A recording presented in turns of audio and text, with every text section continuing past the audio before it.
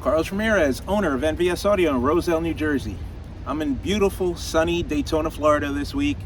I took the trip out for a couple of different reasons.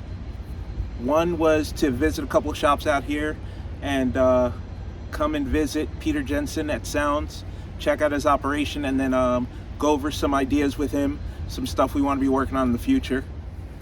I wanted to make this video earlier in the year. I wanted to do it for the 1st of January, but logistically I couldn't make it happen. There was just too many things going on at the shop. I wanted to share some of my successes and key things that I've done with my company to help us grow and expand and stay relevant. The past couple of years, everybody's made money because of clients just had extra money to spend. They were staying at home. They were getting stimulus checks. There was a lot of stuff going on, but I didn't fool myself into believing that things would always be that way. I don't expect this year to do the same numbers as last year, as the year before, if I continue to stay the same. So I just wanted to share some of the things that I believe made my company profitable and successful, so this could help some other shop owners. But I'm no way fooling myself into believing that I could just continue to do business like I did in 2019, 2020, 2021 and expect the same results. Obviously, we're in a different economic climate, and I've been in business over 20 years, so I've been through a lot of ups and downs, so I'm able to forecast a little bit of what's going to go on. And what people don't realize is you have to adapt, you have to change. No matter how successful NVS Audio is today, I have to look to the future and make adjustments and changes so we can continue to be successful. I was reading that out of all the companies that were in the Fortune 500 for 1955, less than 10% of them are on the Fortune 500 list today, and many of them have gotten out of business, have gotten bought out. Now think of it, these are powerful multi-million-dollar companies, super successful, top of their game, elite 10%, and 90% of them are gone because they didn't adapt, they didn't change, and I don't want the same thing to happen to us. That's one of the reasons I'm here in Florida today. So I've been in meetings all week. I've come to look at some real estate property. There's some opportunities in Florida that I think are really strong. So I want to be able to make my business grow. I want to be able to make my business better. And I just want people to realize that you can't continue to do what you've done in the past because things change so rapidly. What worked for you last year might not work next year. The only thing that definitely works is great customer service and treating your employees right and treating your clients right and reinvesting in your business. That will never change. But for example, 10 years ago I was in business, and there are things that I did on this trip that I wasn't able to do 10 years ago because the technology just wasn't there. For example, the car that I'm sitting in now, I rented through Turo. Turo is an app where you can rent a car, much like you can rent an Airbnb. So here's the vehicle I rented, right here. There's the Airbnb condo I rented, and it's right on the beach.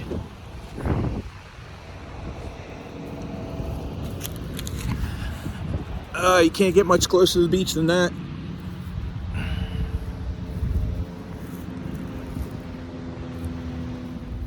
With Turo, I got to rent the exact car I wanted, the exact color I wanted.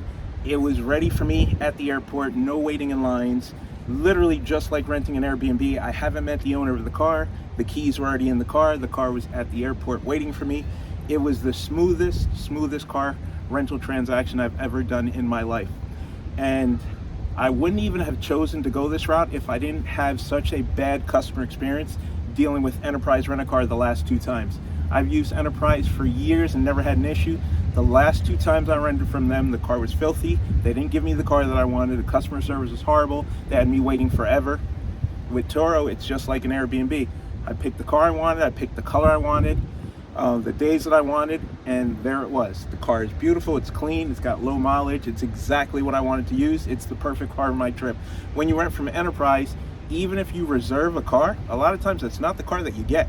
So they basically give you whatever you want, and sometimes it could ruin the trip.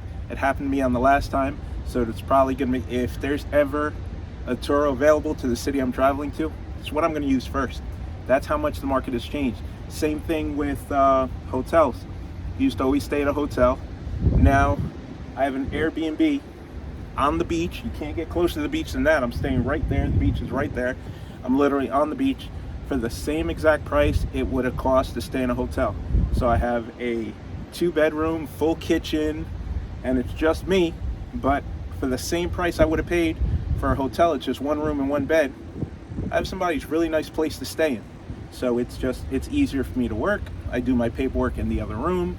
I sleep in the first room. It's just easier, and it's the same price. It's not that I did it to save money. I did it for the added convenience. So these are the same things that I think are going to change in our industry because of the internet and because of all these new available apps. Customers have so much more access to information, and they don't no longer have to settle for anything. They can get exactly what they want.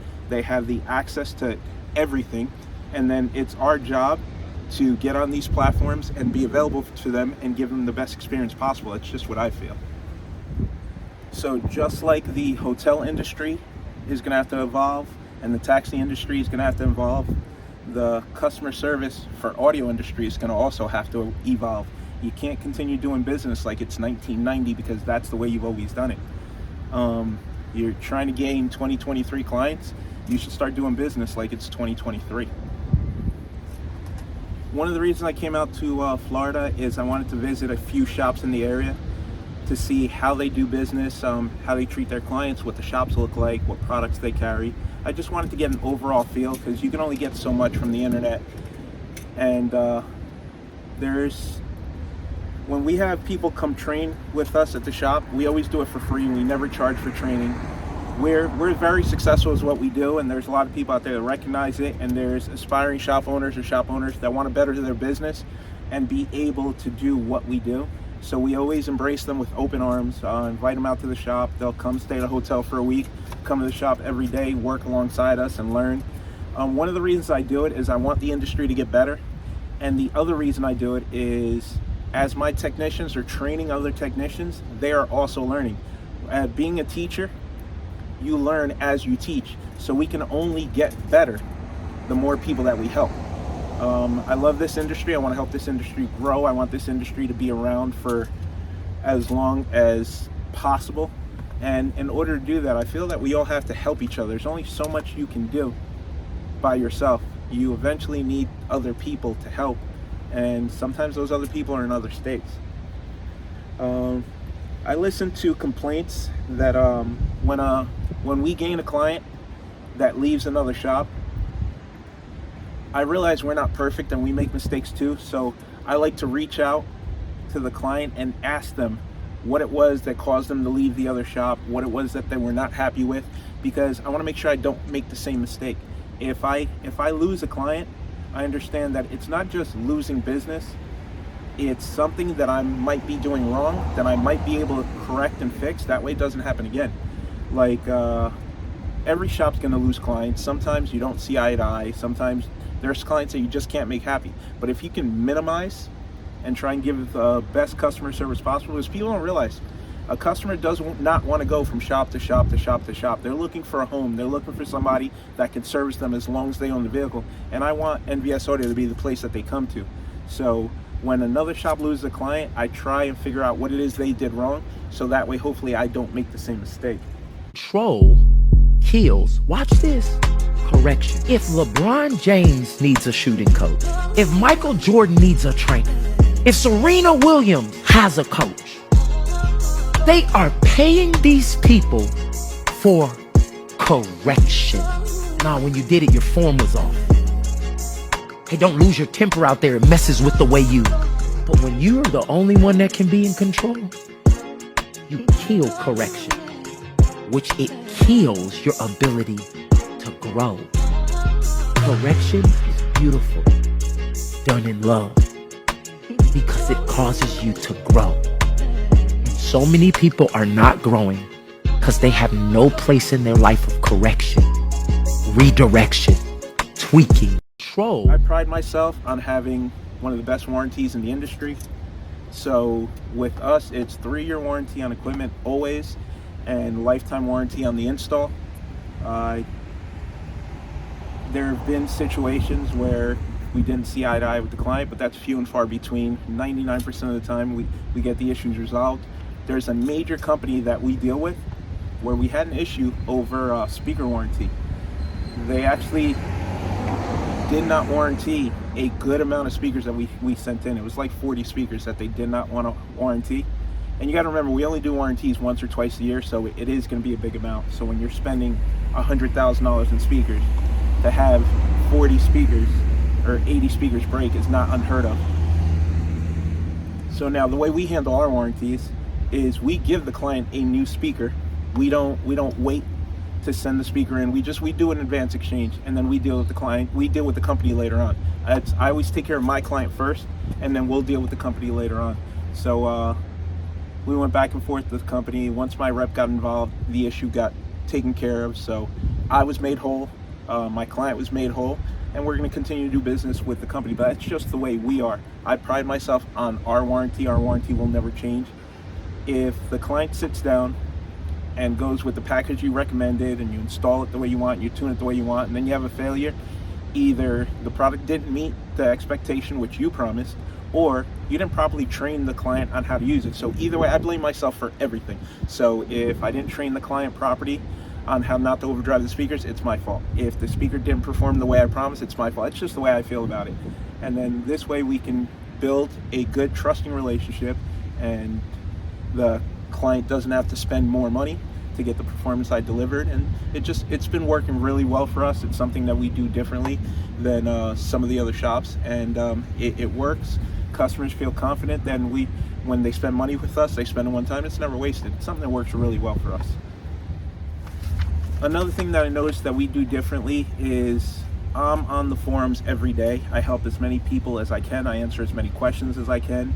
But one thing you'll never see me do, you'll never see me go on a forum post where I try to help somebody and try to sell them product after I've helped them. That's not what I'm on the forum for. I see a lot of shops out there that are trying to push their product and their brand on every customer and has a question, and that's fine. If that works for them, that's fine. That's not the way we do it. I'm on the forums to help, not to sell.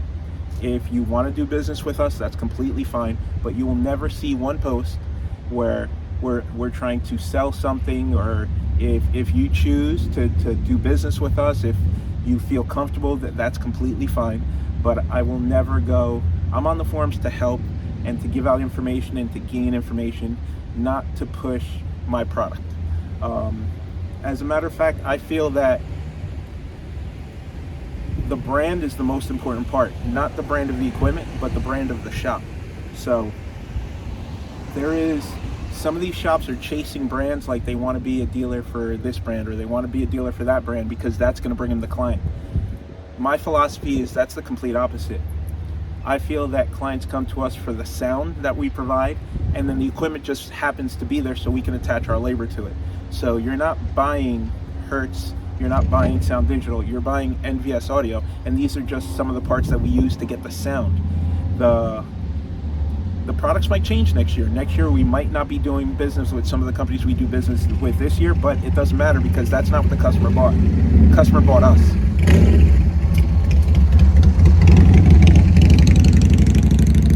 The other problem with selling products to clients online on the forums is most of the clients don't really know what they're looking for, and just shoving product down their throat is not the way to gain a quality client. Like, you have to sit down and have a conversation.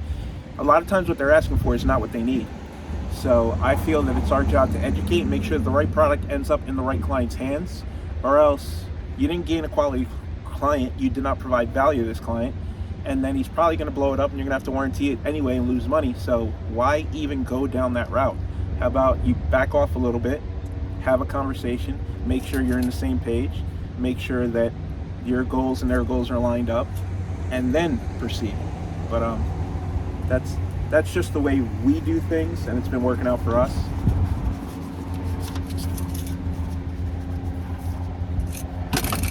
This trip, for example, I spent the entire day with Peter Jensen, and I thank him for inviting me into his shop. This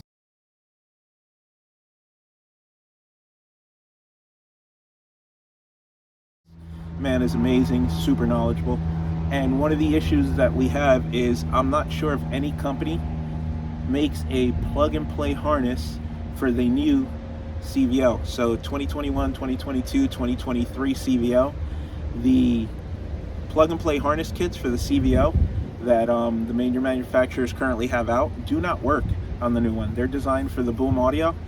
They do not work on the Harley Davidson audio powered by Rockford. So after a very long conversation with Peter and going over some things, he actually came up with a harness that works. We're going to take it back to the shop and try it. We have a couple of clients waiting on it. It's not something that we'll use a lot, because if we get our hands on the bike, we pull all the factory harnesses, make our own custom harnesses and run it. But in this situation, it's a client that bought equipment from another shop and they sold them the boom harnesses and it doesn't work. Now he's halfway through the install and the rear speakers won't play. So Peter from Sounds, I think, is the only one that currently has a solution for this. So if you have a 21, 22, or 23 CVO, you want to reuse the factory harnesses, reach out to us or Peter at Sounds. I think we have a solution for this.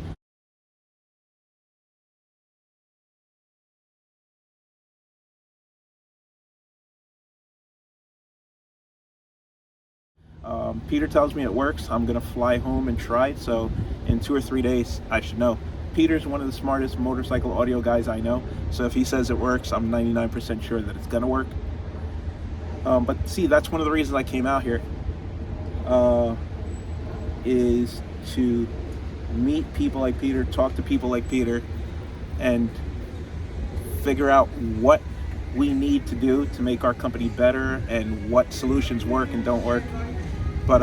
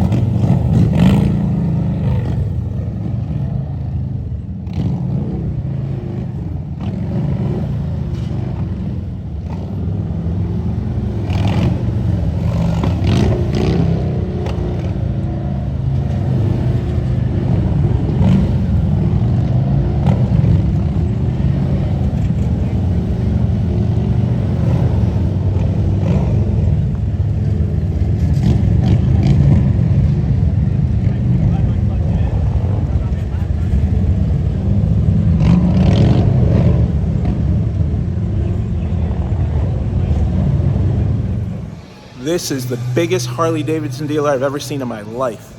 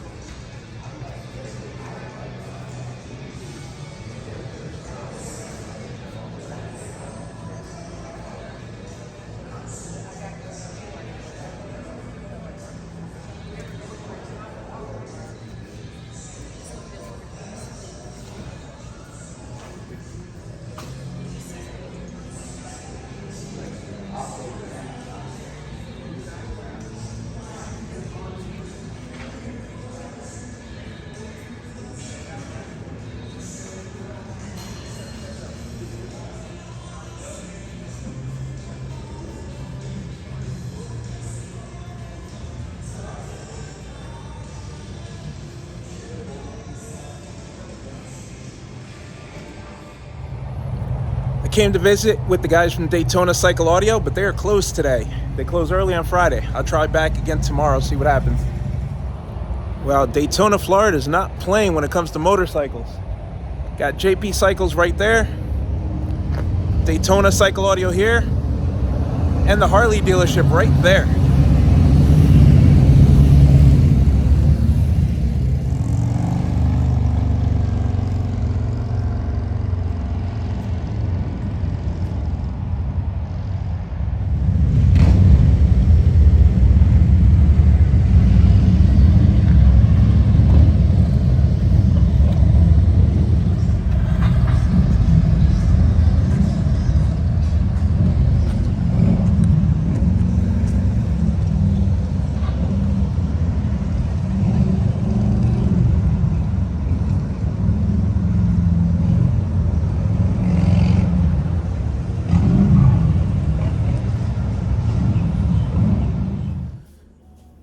So something I learned a long time ago from Brian, the owner of Mobile Solutions, is to know your client. So when we were doing more cars than bikes, we were very specialized. We were doing a lot of Jeep Wranglers, a lot of Mercedes, a lot of BMW. So we were very, very specialized in the services that we offered and products that we carried. So I did exactly the same thing in the motorcycle market. So we needed to figure out what our target client was, how much profit we wanted to make, what ballpark we wanted to be in. There's nothing wrong with being in other areas of servicing higher or lower end clients. It's whatever works for you. So this is the math that worked out for us. It doesn't matter which tier you choose to be in. This is the tier that makes me happy. This is the tier that I like my business to be in. So at the top of the pyramid would be the huge $100,000 builds that stay in your shop for 6 months to a year. I didn't want that. So there's people that specialize in that. That's their market. That's what they do. I want it to be somewhere in the middle. So this is exactly where we are right here, and I'll explain why. So on the low end part of the market, we couldn't really do the builds that we wanted to do, the builds that we're proud of, the builds that make us happy. Some people want to get the bike in and out of the shop the same day, and I completely understand that. More turnover, more motorcycles, more money. That would be like the Toyota Camrys, Honda Civics, not brand new. So we didn't want to be in that part of the market, but we also didn't want to be in the Lamborghini, Ferrari brand. We didn't want to be in that part of the market. So we wanted to be in the middle part of the market, $40,000, $50,000 cars. And we did the same thing with motorcycles. So with motorcycles, most of our clients have brand new bikes, bike that's brand new or a year or 2 years old. That's just the way that it pans out. Not that we turn away clients with older bikes, but because the price point that we try and stay at, our sweet spot's between $2,500 and $15,000.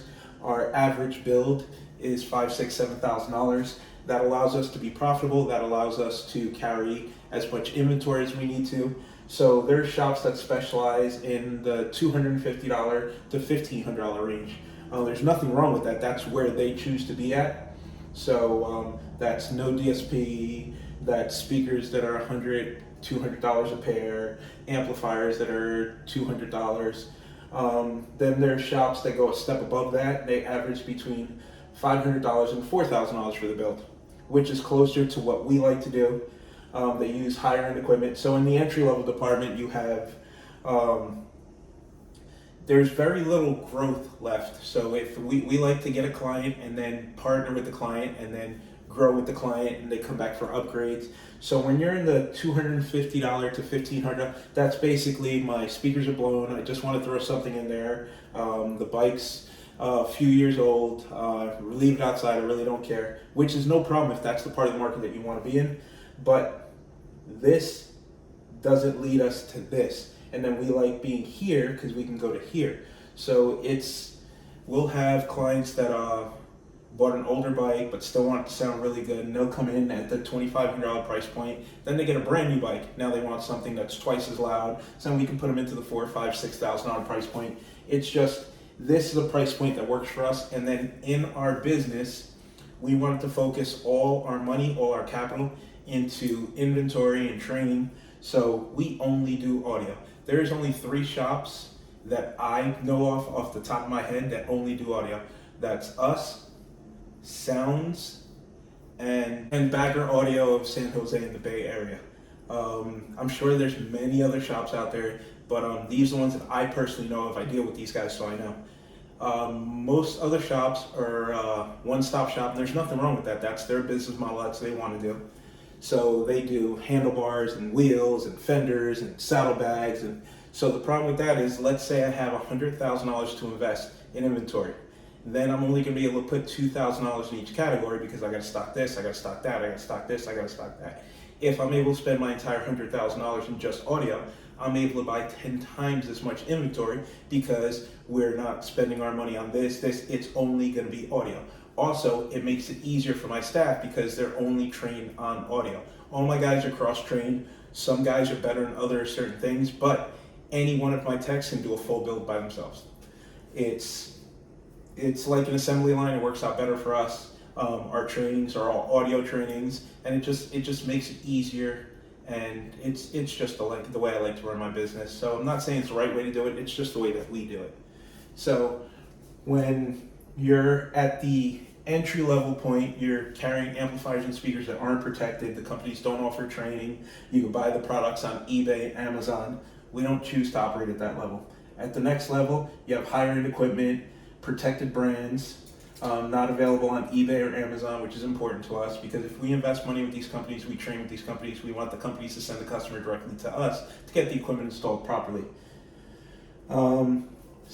And then once you step up to the category right in the middle where we're in, it's audio only, mid and high level sales, higher end equipment, the brands we use are protected, no eBay, no Amazon, great warranty, unique solutions, custom harnesses. Like, we do more CVOs than anybody that I know, and that's only because we don't cut the factory harness, we plug directly into the factory, we keep the factory head unit in 95% of our builds. So CVO clients like that, they spent $40, $50, $60,000 on the bike.